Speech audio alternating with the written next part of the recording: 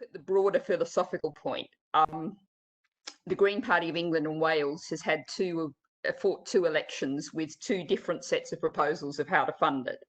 The first one in 2015 was very much focused on wealth taxes and taxing the rich in a way that we totally don't in the UK, and multinational companies.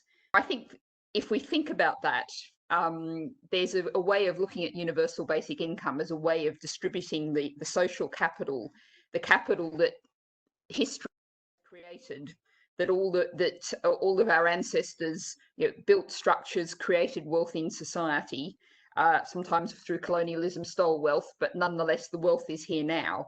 And so what we're doing is sharing out the resource that's available to everybody. One of my favorite lines on this is that if you put Bill Gates on a desert island, he wouldn't make a penny.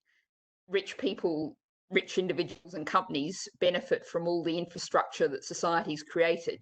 And what you're doing is sharing that out through the payment of universal basic income.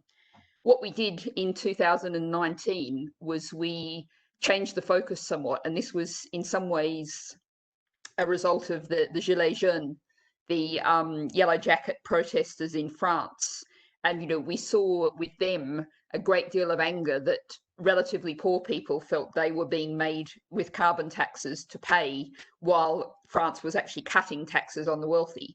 And so we looked at saying, here's a carbon tax, and the money for the carbon tax goes to everybody through UBI. And that creates a very clear link between what we have to do on the environment with social justice. And so I think that's another useful way of looking at it. But ultimately, of course, the final thing to say is that COVID-19, as we saw with the financial crash, when they want to bail out the banks, when they want to bail out the economy, very large sums of money are found very quickly. They can be found, it can be done. Sometimes people say financing of basic income is a problem, but I really don't think it's a problem because we know that there is enough wealth, and the only question is how we distribute that wealth.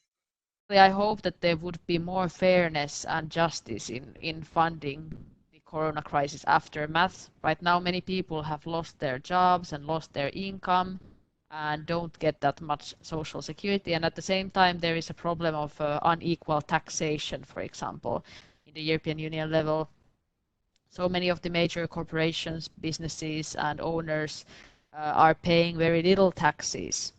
So I think that we must look into these questions of fairness and justice in the tax systems and in what kind of project we fund.